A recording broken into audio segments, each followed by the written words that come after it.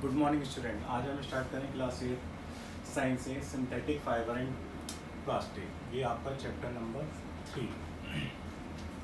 तो synthetic fibre या फिर प्लास्टिक, इससे पहले हमने चैप्टर पढ़ा था fibre to fabric. Fibre to fabric में आपने देखा था कि फाइबर जो होते हैं वो प्लांट से ऑब्टेंड होते हैं और एनिमल से। फाइबर किससे ऑब्टेंड होते हैं? प्लांट से या फिर एनिमल से।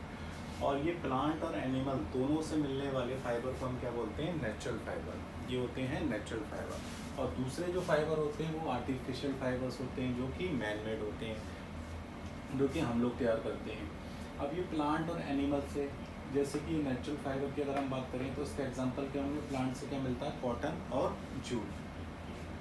वहीं एनिमल की बात करें तो एनिमल से मिलेगा आपको वूल और सिल्क। इसके मैंने आपको तरीके ही बताए थे प्रीवियस चैप्टर में। हमने डिस्कस किया था कि किस तरह से हमें सिल्क वॉर्म से सिल्क ऑब्टेंड होता है, या फिर सिल्क से हमें वूल ऑब्टेंड होता है, या फिर कॉटन प्लांट से हमें किस तरह से कॉटन मिलता है।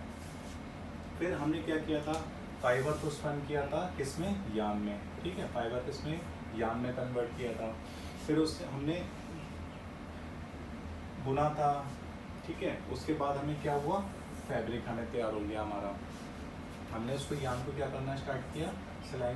सिलाई मशीन के जरिए बुनना स्टार्ट किया, या फिर मशीन से उसे बुना, तब क्या हुआ? फैब्रिक तैयार हुआ। और उस फैब्रिक से हमने क्या बना लिए? क्लॉथ्स, जो अपनी डेली लाइफ में हम लोग पहनते हैं। फिर हम यहाँ पर देखेंगे आर्टिफिशियल फाइबर और मैन मेड फाइबर। अब ये आर्टिफिशियल फाइबर या मैन मेड फाइबर क्या होते हैं?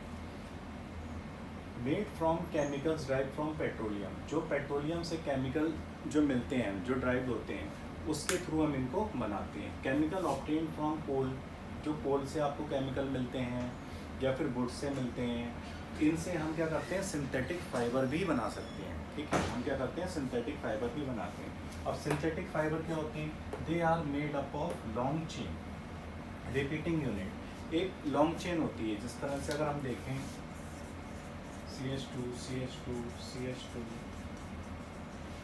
ये चेन चलती जाती है। ठीक है, ये बहुत लंबी चेन चलती जाती है और ये रिपीट होती जाती है। इसी को हम क्या बोलते हैं? Polymer.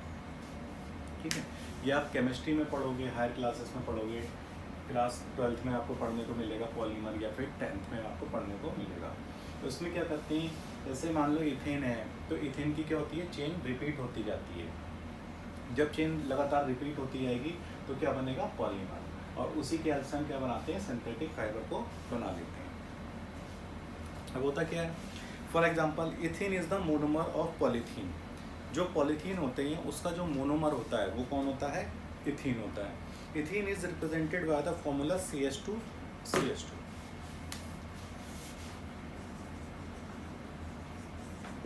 CH2 double bond CH2, ये किसका होता है? इथेन का। ठीक है, आप ये देखते हो मीथेन, इथेन 1 2। ठीक है, तो इसमें कितने? 2 carbon. Methane, ethane, propane, butane, pentane, 3 4 5। जितने जितने कार्बन बढ़ते जाएंगे, जैसे कि 1 2 3 4, तो ये क्या हो गया? प्रोपेन। तो कार्बन की हम यहाँ क्वांटिटी देखते हैं। कार्बन कितने हैं? डबल बॉन्ड से जुड़े हुए हैं, और कितने हैं? 1 2 हैं। तो ये क्या हो जाएगा आपका? इथेन। अब उसके बाद हम देखते हैं यहाँ पर ethene is represented by the formula CH2 double bond CH2। Therefore the structure of polythene can be written as. अगर पॉलीथीन का हम स्ट्रक्चर बनाएंगे तो कैसा होगा हमारे पास? CH2 single bond CH2 single bond CH2 single bond CH2। ये इस तरह से आपका चलता रहेगा, 4 टाइम्स ये चलेगा। और the monomers combined by the process of polymerisation. अब ये जो मोनोमर्स होते हैं इनको कंबाइन करा जाता है पॉलीमर की तरह। ठीक है, पॉलीमर में हमने क्या करा? ये एक सिंपल मोनोमर हो गया, और ये बहुत सारे मोनोमर जब आपस में कंबाइंड होते हैं तो एक पॉलीमर बनता है। और जिस प्रोसेस के थ्रू होते हैं उसको हम क्या बोलते हैं? पॉलीमराइजेशन। पॉलीमराइजेशन एक ऐसा प्रोसेस होता है जिसमें बहुत सारे मोनोमर्स आपस में मिलकर एक पॉलीमर बनाते हैं। ठीक, रिपीट होकर लगातार एक एक यूनिट रिपीट होती जाती है, उसके थ्रू ये पॉलीमर बनाते हैं, उसको हम बोलते हैं polymerisation. The polymer which are used to manufacture synthetic fibres are called synthetic or man made. अब जो ये पॉलीमर हम लोग यूज़ कर रहे हैं फाइबर बनाने के लिए, उसको हम क्या बोल रहे हैं? Synthetic fibre. They are made in the laboratories और फैक्ट्रीज। अब ये कहाँ पर बनते हैं? या तो लेबोरेटरीज में बनते हैं, लैब्स में बनते हैं, या फिर फैक्ट्रीज में बनते हैं। Some polymers also occur in nature. अब कुछ ऐसे पॉलीमर होते हैं जो हमारे नेचर में भी एग्जिस्ट करते हैं।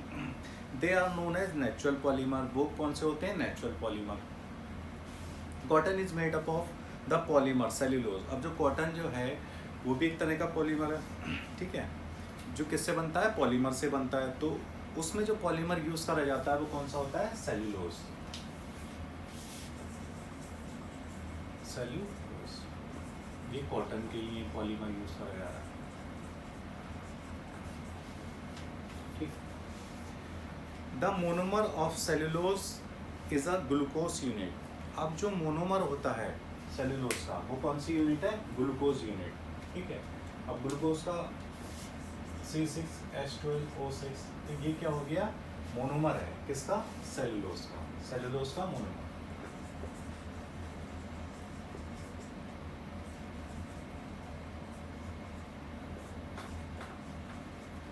Glucose. A number of glucose unit make up cellulose. अब बहुत सारी ग्लूकोज की जो यूनिट्स होती हैं वो जुड़कर क्या बनाती हैं? Cellulose. Similarly the polymer found in wool and silk is protein. जो वूल और सिल्क में जो पॉलीमर पाया जाता है वो कौन सा होता है? प्रोटीन, ठीक है।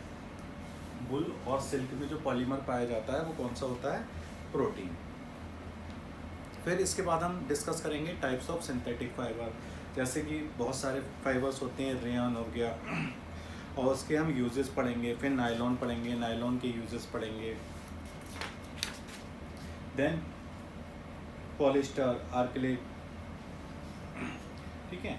फिर इन सब के हम लोग यूजेस इस तरह से पढ़ेंगे वन बाय वन। फिर नेक्स्ट टॉपिक आएगा हमारा characteristics of synthetic fibre, plastics, फिर थर्मोसेटिंग एंड थर्मोप्लास्टिक। ये मेन टॉपिक है और इम्पोर्टेंट भी है, ये आपको आगे वाली हायर क्लासेस में भी पढ़ने को मिलेगा। फिर हम पढ़ेंगे प्रॉपर्टीज सबकी, जितने भी हमारे पास पॉलीथीन हो गया, पॉलीविनाइल क्लोराइड हो गया, ये सब क्या है? बेकलाइट, पॉलिस्टर, इन सब की हम क्या पढ़ेंगे? प्रॉपर्टीज़ और उसके यूजेस। तो बाकी हम नेक्स्ट लेक्चर में डिस्कस करेंगे, इसको कंटिन्यू करते हैं। अभी जितना भी मैंने पढ़ाया, किसी को कोई भी डाउट हो तो वो ग्रुप में पूछ सकता है। Thank you so much.